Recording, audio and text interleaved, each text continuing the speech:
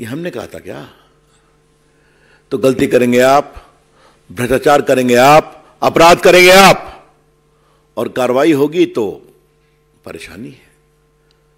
ऐसा कैसे चलेगा भाई?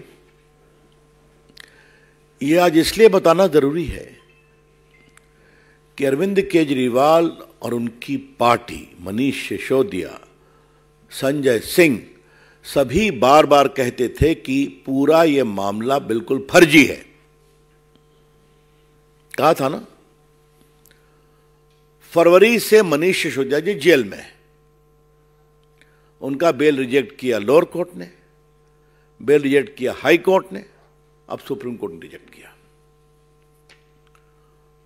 और बाकी सदन जैन वगैरह की बात तो हमारे दिल्ली के मित्र लोग करते रहते हैं आपसे। कितने उनके नेता जेल में हैं ये आप सभी जानते हैं। लेकिन आज तक अरविंद केजरीवाल ने इस पूरे महाघोटाले पर एक शब्द स्पष्टीकरण का नहीं कहा। This very important to note. बार बार बिल्कुल झूठा है, बेबुनियाद है, फंसाने की चाल है। तो बोया पेड़ बबूल का तो आम कहां से होगा केजरीवाल जी? ये तो मुझे पहली बात कहनी है। दूसरा विषय, एक राजनीति में और लोकतंत्र में रिकॉल वैल्यू होता है। तो आज थोड़ा रिकॉल वैल्यू बताना जरूरी है कि ये पूरा स्कैम था क्या। आप सभी जानते हैं, लेकिन मैं आपके माध्यम से देश को रिकॉल करा रहा हूं। एक नई एक्साइज पॉलिसी बने, इसके लिए ग्रुप ऑफ मिनिस्टर्स बैठा। उसके हेड थे मनीष सिसोदिया जी।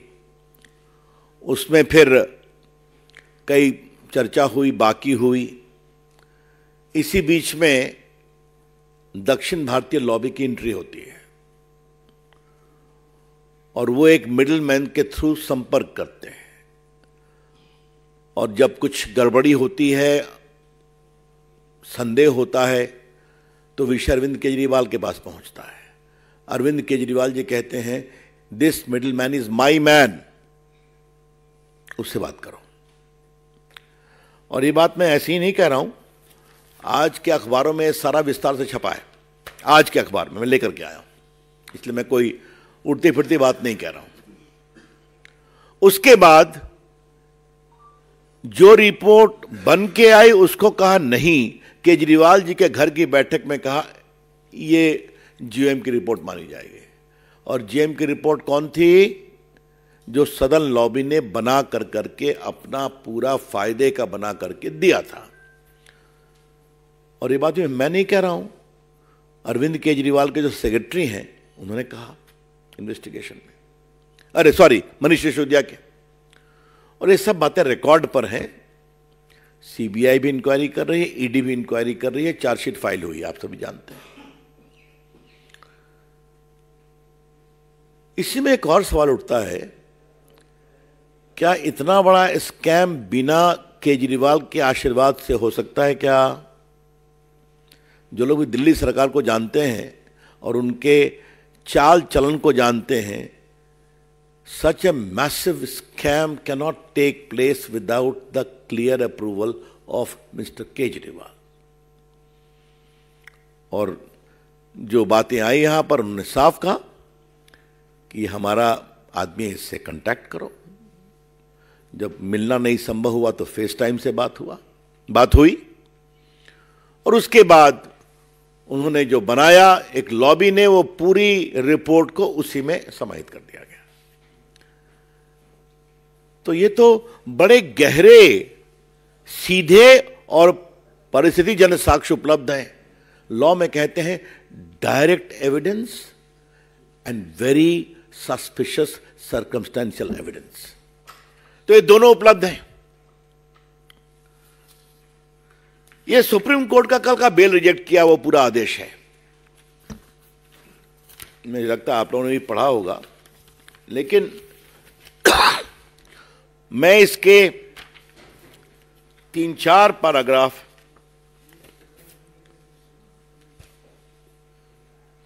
पढ़ रहा हूं।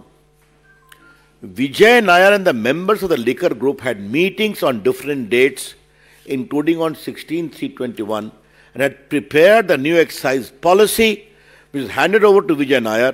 Thereupon, the commission fee, which was earlier fixed at minimum of 5%, was enhanced to fixed fee of 12% payable to wholesale distributors. The appellant Manish Sisodiya was aware that three liquor manufacturers have 85% share in liquor market. सब मैं supreme court से coat कर रहा हूं।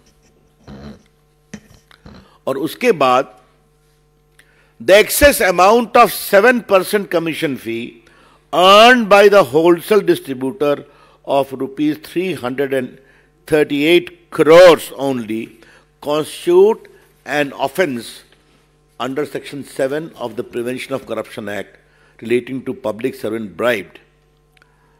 This amount was earned by the wholesale distributors in a span of 10 months.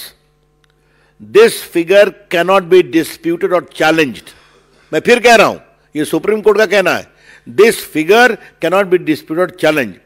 Thus, the new excise policy was meant to give windfall gains to select few wholesale distributors who in turn had agreed to give kickbacks and bribes.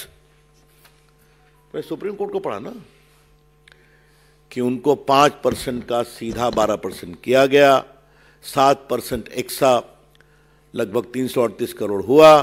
ये जो उनको windfall gain हुआ ये पूरे kickbacks और bribe के लिए use हुआ. तो फिर 10 महीने में इसको हटा क्यों दिया?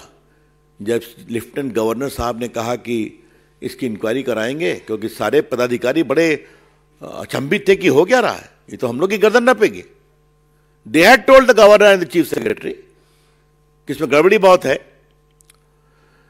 इसी के साथ एक दूसरी बहुत महत्वपूर्ण बात है, अगर ये इतना ही बढ़िया नियम था तो इसको 10 महीने में क्यों स्क्रैप कर दिया? वाई? अगर आप ठीक हैं तो होना चाहिए था, तो आपने इस पूरे नियम को स्क्रैप क्यों कर दिया? अब देखिए,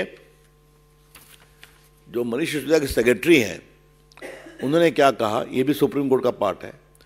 one day around mid-March 21, Deputy CM called him to the residence of Chief Minister Arvind Kejriwal and handed over around 30-page documents, which was a draft group of ministers' report. Sri Satinder Jain and Deputy CM Manish Sisodiya were also present along with CM in his house. Deputy CM told that this is the base document on which the final GOM report is to be made over. तो जो आपने काम किया खत्म करिए, जो कानूनी राय लिया खत्म करिए, यही रिपोर्ट है, इसी को फाइनलाइज करिए. रिपोर्ट कहां से आई? सदन लॉबी से आई. ये सब सुप्रीम कोर्ट का पार्ट में पढ़ रहा हूं. तो ऐसे में केजरीवाल जी को बुलाया जा रहा है अगर ईडी के द्वारा, तो हाय तौबा क्यों मची हुई है? इसमें भाजपा का कोई संबंध नहीं है, एक भी नहीं है.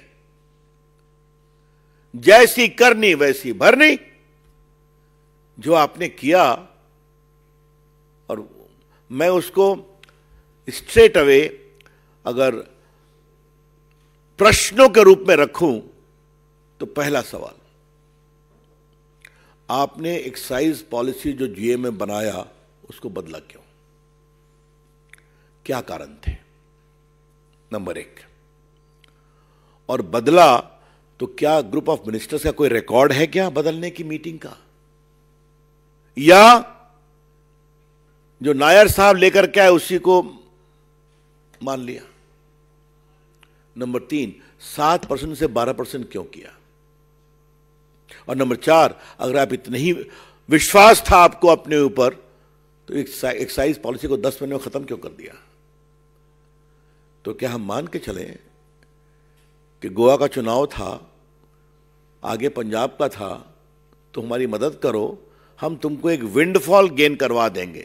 पकड़े गए तो स्क्रैप कर देंगे, नहीं पकड़े गए तो हरी हरी.